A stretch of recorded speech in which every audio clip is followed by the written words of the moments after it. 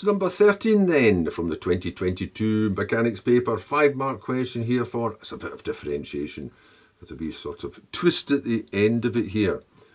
It says a function is defined by this, sec over tan plus 1, tells you that the angles between 0 and pi upon 2. Now that's handy because that means everything's positive. Because the cosine, that's inverse, that's reciprocal cos. The cosine is positive, and the tangent's also positive in that quadrant there.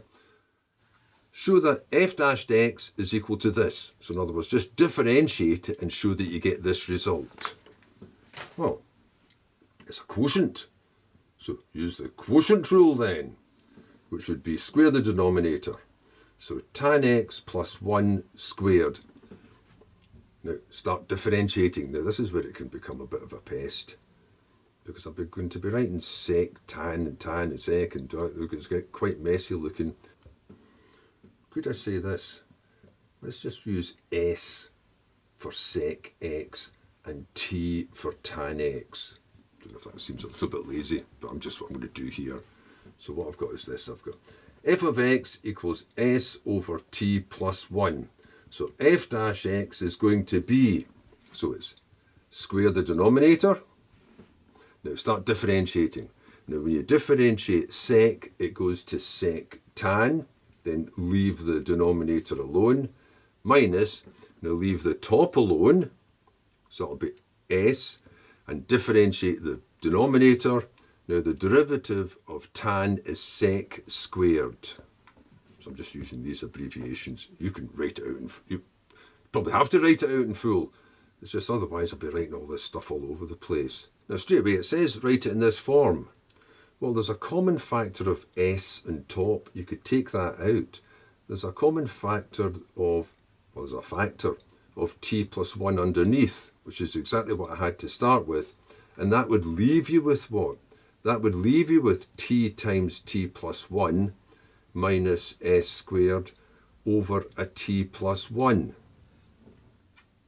So now I've reconstituted my f of x, and I've just got to sort this out. So what you've got is a t squared, a tan squared, plus a tan minus a sec squared, all over a tan plus 1. So I've got f of x times, now that sec squared could get replaced by 1 plus tan squared. So you'd have a tan squared plus a tan minus a 1 minus, plus, oh, almost forgot my wee abbreviation, over tan plus 1.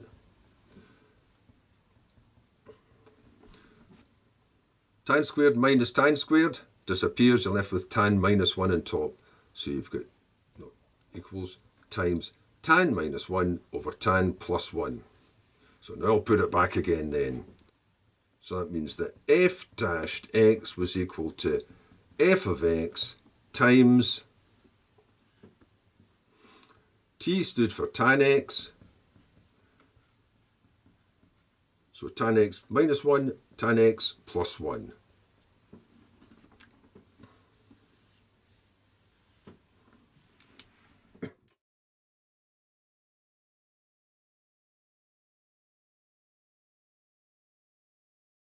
And then in part B, hence find this for 2 marks. Well, it's obviously related to the first part. You've got this part here. That can get replaced. So instead of having the integral of that quotient there, that could be isolated by taking that across and divide, and that forms a recognisable pattern now, where you've got a function and its derivative appearing. A simple substitution solves that. In fact, it's so simple you could just state the result straight away if you recognise it, or you could just use the little substitution.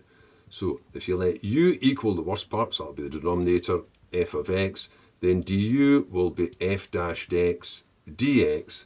So this just gets replaced by over u, and f dashed x dx is du, which you recognise as log. That's ln of u plus c. So in this case it's going to be ln of, I'll put it inside the little safety brackets there, the little fuse that will protect the log from exploding if you put a negative into it, or 0. U was f of x, which was sec x over tan x plus 1 plus c. Now the 2 marks were 1, just for rearranging that, so you replaced this with that and then got that recognisable pattern, and then 1 for the result. Now, you've got the safety brackets around it, but as I said at the very beginning, with x in that interval there, nothing can ever be negative, nor can anything be 0, because the cosine starts at 1, it would go down to 0, but you're not including that point, so that one's saved. And the tangent, now the tangent can be 0, because the tangent graph would end up looking like this, but you're always adding 1 onto it. So you could write that just in normal brackets then, because the content of that for that interval would never be 0 or negative. Well, I'll not fuss over it, and I'll just leave it like that.